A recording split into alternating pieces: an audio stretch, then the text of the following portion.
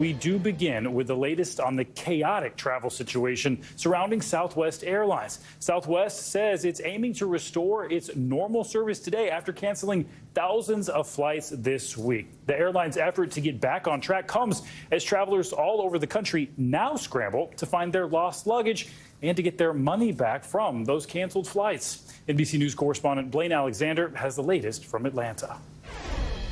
Well, after days of what even the airline CEO is calling an unprecedented travel meltdown, today Southwest Airlines says it is ready to resume normal operations. Yesterday, for example, we saw more than 2,300 cancellations. Today, just 39. Now, the next order of business for people trying to get back home, and for some who already are home, is getting reimbursed. Some people had to shell out hundreds, even thousands of dollars in unplanned expenses. The Southwest executives say that they plan to reimburse people for things like hotel, even airfare that was booked on other flights to get home. But Transportation Secretary Pete Buttigieg tells me that he plans to watch them like a hawk. He says he will have Southwest under a microscope and is prepared to enforce tens of thousands of dollars in fines per passenger if they don't make their passengers whole. This is also something that he wrote in a letter to them. He sent a letter saying that he's outlining exactly what he expects to see from the airline when it comes to reimbursing passengers. Back to you. A lot of people watching for that one, Blaine. Thank you. And turning now to the Northeast and the recovery efforts that are ongoing in Buffalo, New York. The city is getting warmer today as it digs out from that historic blizzard that dumped more than 4 feet of snow and killed dozens. And this morning, people from across the city are pitching in to help their neighbors try to get back on their feet. I just want to get people out of their houses, get them what they need, for them to feel loved. That's really important, is to have your community show up and to know that people support you. And there's still so many, needy people that are not able to get out of their homes. We've got elderly, we've got people with children that can't get out. And so it's cleanup time in City of Good Neighbors. We need to help everybody. The driving ban throughout Buffalo was lifted yesterday morning, but a travel advisory remains in effect as the city looks at potential risks for any possible flooding as that snow melts in the warmer temperatures. And for more on the conditions in upstate New York and across the country, as well as your all-important New Year's forecast, let's check in this morning with meteorologist Angie Lastman. Taking a look at that forecast. Hey, Angie. Hey there, Stephen. Things look quite warm. You mentioned it. We're going to have a big warm-up on the way, and it's already underway in a lot of places. You can see Buffalo specifically going to come in 19 degrees above normal for this time of year. So breaking that 50-degree mark. Afternoon temperature today, 53 degrees. Lexington, no different, just into the mid-60s and well above normal. Atlanta into the mid-60s as well. We even have a couple 70s out there for places like Houston. Now, as we head into New Year's Eve and even New Year's Day, you can see the warmth sticks around. It's going to feel very spring-like. These above normal temperatures will last at least through the end of the year and into this upcoming year. Temperatures in Raleigh, you can expect 64 degrees on Saturday and 68 on Sunday for New Year's Day. But there is rain in the forecast, and it's already impacting some folks, spreading from the Gulf Coast basically up into the Ohio Valley, and heavy rain at that. We've already seen some flash flood concerns in parts of southeastern Texas earlier this morning. We've seen some severe thunderstorm warnings as well. So we're going to continue monitoring this area right here as it continues tracking to the east. Now, a little farther to the north, it's just going to be rain for places like Memphis. On the west coast, also unsettled. We've been talking about those numerous storm systems that are going to march on in, impacting folks from Oregon to Washington and into parts of California. Today, we're going to monitor parts of California for heavy rain, so that flooding risk with anywhere from 3 to 5 extra inches expected from central to northern California. Places like Eureka are going to be involved in that. And then those higher elevations above 7,000 feet in the Sierras, anywhere from 3 to 4 feet of snow. So unsettled and likely to cause a couple problems when it comes to travel over the next few days, because those storm systems are going to last through the weekend. On the East Coast, there's that system I told you about that's going to continue marching to the east. You can see this rain spreads into the northeast as we get into Saturday afternoon and into Saturday evening. I think that's when it'll impact New York City. I know a lot of folks are going to be around for that ball drop. The good news is, as we get into Sunday and we're celebrating that first day of the year, things will start to calm down. We'll have some drier skies, but we'll still see a couple of places in New England dealing with the rain as we get into Sunday afternoon. Wow, that rain timing, though, for Pack the ball your poncho. drop. Pack your poncho. Way better than pack your patience. I love that. Yes. I'm going to say pack your poncho instead of pack your patience from now on. Me too. Done. All right, done. Thanks, Angie. We appreciate it. All right, let's get to Washington now, where we could get a clearer picture of former President Trump's finances today. The House Ways and Means Committee is set to release 6 years of his tax returns. Now, this follows a years-long legal battle by Trump to keep his taxes private and comes after the Ways and Means Committee and the Joint Committee on Taxation released some summarized versions of his taxes last week. NBC News Capitol Hill correspondent Ali Rafa and NBC News legal analyst Danny Savalos join us now for a closer look on this. So, Ali, let's start with you here. We did get those summaries of Trump's taxes just last week. So break down for us, if you could, what more we could learn by getting the full returns today. Yeah, Stephen, good morning. Last week, we saw those two summaries from the Ways and Means Committee as well as the Joint Committee on Taxation. Of course, not the actual returns, because aides said that more time was needed to redact some sensitive information like Social Security numbers and contact information from these records. And there were some main takeaways just from those summaries alone. One of the big headlines being that former President Trump paid barely any federal income tax. As a matter of fact, less than $800 in the years 2016 and 2017, none at all in 2020.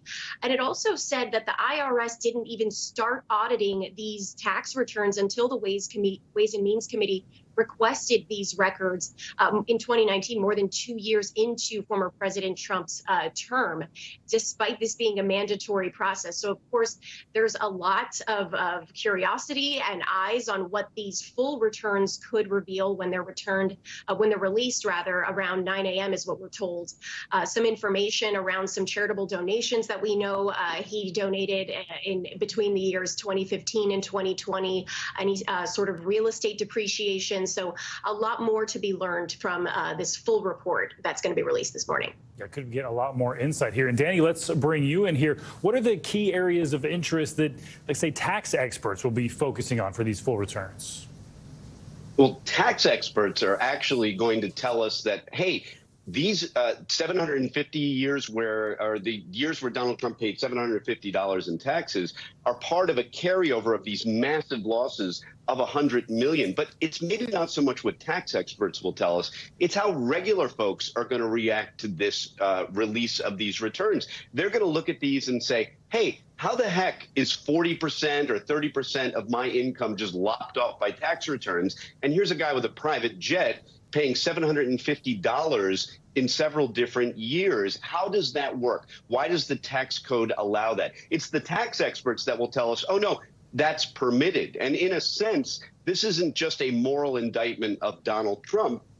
The challenge for Democrats is this is a kind of moral indictment of the entire system, of the tax code and the IRS itself, which apparently just maybe dropped the ball on conducting presidential audits. I mean, audits of the most important person in the United States government. So it's a mixed bag for all sides here. An important point. We can't forget public opinion in all this, especially as he runs for president again. And Ali, an interesting note here. The House Ways and Means Committee said the IRS failed to do its job for these mandatory audits of Trump during his presidency on a timely basis, that is. So how could the committee's investigation here affect presidents going forward? Yeah, this years-long legal battle to actually get these records has much broader implications in a broader scope. Now the Ways and Means Committee is actually trying to codify this audit process by the IRS into these presidential tax returns into law, because they're arguing that this was never supposed to happen and it shouldn't be able to happen again with future presidents, especially after decades of precedent and tradition and mandatory process in which this has happened. So they're saying not only should there be a push to codify this into law, there should also be a push to get the IRS the funding and the resources it needs to be able to do this, something that the IRS argues it didn't have, and that's why this wasn't done in a proper and timely fashion. The big question here is whether this is going to happen when Republicans take control of the House in just a few days. So definitely something we're going to be keeping an eye on as this new Congress is sworn in on January 3rd. One of the many things we'll be keeping an eye on. And Danny, so we know Trump's business was convicted earlier this month on those tax fraud charges. So what sort of legal consequences could Trump face if his records have any evidence of, say, a crime or any possible involvement with foreign governments? Well, right there, I'm glad you brought that up. That's, in a way, the beauty of the Donald Trump tax regime that he set up. The conviction of a Donald Trump business, what does that tell us about Donald Trump, the person? Well, we know from the report that he had a number of pass-through corporations. So Donald Trump has effectively insulated himself from tax criticism by having all these companies and this army of accountants. It would be very difficult to show in a prosecution or otherwise that Donald Trump had actual knowledge or participated in that activity. So really not a whole lot to be gained knowledge-wise from the conviction of the Trump company. All right, Ali Rafa, Danny Savalos, thank you both so much for that insight. We'll stay tuned for that one. All right, turning now to the war in Ukraine. The capital, Kyiv, endured a night of drone attacks. That's according to officials there. The military says all the 16 drones, which it claims are Iranian-made, ended up destroyed, although some damage ended up being caused by explosions. This latest attack comes after Russia launched another wave of missile strikes across Ukraine yesterday, leading to some power outages and several injuries. For more, we're joined by Lieutenant Colonel Daniel Davis. He's a senior fellow and military expert at Defense Priorities. Thank you so much for joining us this morning. So that latest series of missile strikes, it's similar to what we've been seeing for several months now in Russia. They're targeting energy infrastructure, causing those power outages. So what do you make of this situation now as a whole? Yeah, this was the 10th massive round of missile strikes that happened night before last. And then it was augmented this past night by a actually pretty widespread kamikaze drone strikes. And it wasn't just those in Kyiv. And it appears that most and possibly even all of the drones were shot down over Kyiv. But there were like another dozen or so other cities around the country where they didn't have quite that much success. And in fact, it looks like the targets of this second round were not the energy infrastructure, but the military infrastructure. Some of the missiles from the previous night actually were shooting for the anti-aircraft system. So it looks like Russia's trying to further degrade Russia's ability or Ukraine's ability to have anti-aircraft missiles. And it looks like they had some degree of success, but Ukraine is still, to their credit, being able to knock down a pretty sizable percentage of them. It's still after 10 months after this all began. And you wrote a piece recently expressing skepticism over Washington's continued financial and military support of Ukraine. So if you could explain sort of your thinking there, and do you think the U.S. should stop funding Ukraine's war effort altogether? Yeah, the piece that I wrote there in 1945 that you're talking about was basically saying, hey, we need to have some burden shifting going on and a recognition that Europe has actually much more at stake in this whole situation than the United States does. And it shouldn't be that the United States has to carry a massive burden, now up to $100 billion just in this one calendar year, when the biggest European country is at about $15 to $12 billion. And I believe that it's very appropriate that the United States can help Ukraine for sure. That's what we've been doing. But it's also important that the United States not just say, hey, we're going to cover for you, Europe, and we're going to take care of all the heavy lifting so you don't have to.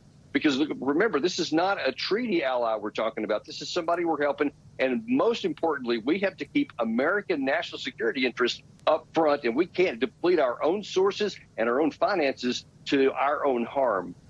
Don't have a lot of time here left, but if Europe doesn't take on that burden that you're talking about, how do you see America's role going forward? And should the focus be on negotiations and diplomacy? Well, I think negotiations and diplomacy should always be, up front, because, look, this war is not going over anytime soon. And militarily, based on my combat experience, especially in mechanized warfare, I don't see anything ending anytime in the near future. But I do see a lot of people continuing to die, and I think that it's in everybody's interest to find any kind of negotiated settlement to get this thing over with as soon as possible. I think that's in everybody's interest, including the United States. Certainly a lot of people wanting that. All right, Lieutenant Colonel Davis, thanks so much for your time this morning. Thanks for watching our YouTube channel. Follow today's top stories and breaking news by downloading the NBC News app.